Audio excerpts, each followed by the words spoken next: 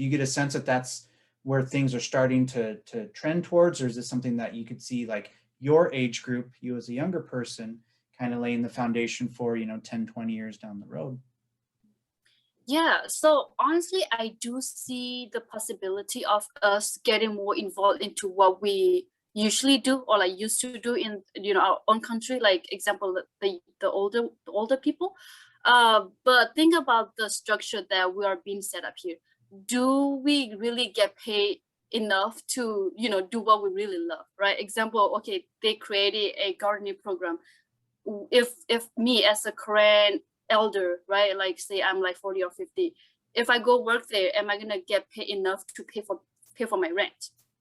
I don't think the structure is set it up for us to like do it that way, or like to be satisfied with like what we love to do.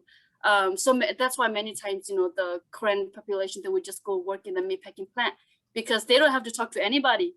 They just like do whatever they want and they get paycheck, come home, and that's it.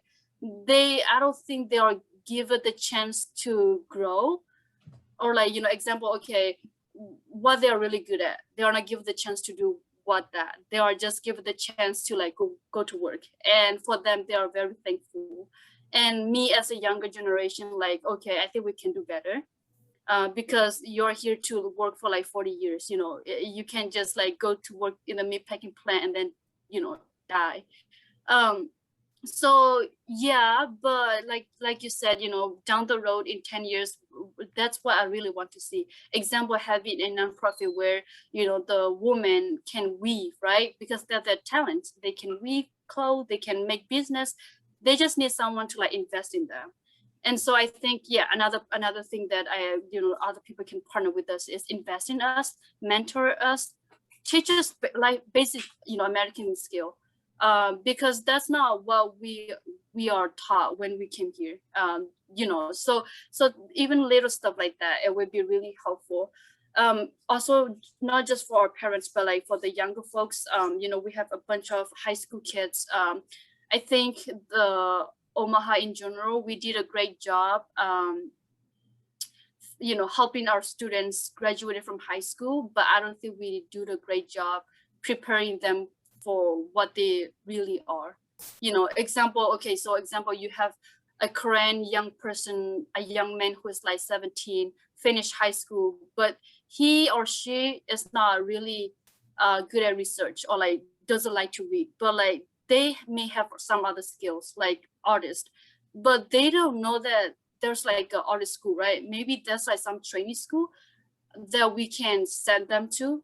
And I don't think we do a great job explaining that, because and I think I totally understand that it's not just the staff weaknesses, but like also parents. The parents were like, oh yeah, you finish high school, go to college, go become a nurse and doctor. That's all they know. A teacher, a lawyer, that's it. They don't know any other stuff. So I think we also have to like be aware of the parenting aspect of our students life, because like as a teacher we do our best, but like the students also have parents at home, because they go home and then now they see all this stuff. So that's why I really want the people who work with this population to know. And yeah, it's a lot to go into, but like yeah, I think that's where we have to start. And another thing that I want to mention is that building resiliency within our youth will be very important, because so many things that we can change. Example, the older folks have a different opinions of success. What does it mean to be success, right? For the older folks, it means that you graduated from college and you work, you pay bills, you give back to your parents. That's success. But like this is the generation here, they don't know that we can also do what we love, right? They just know that we can also only work for money. So I think helping our young people to build resilience in them, so they can adjust, they can have conversation with their family and friends and community,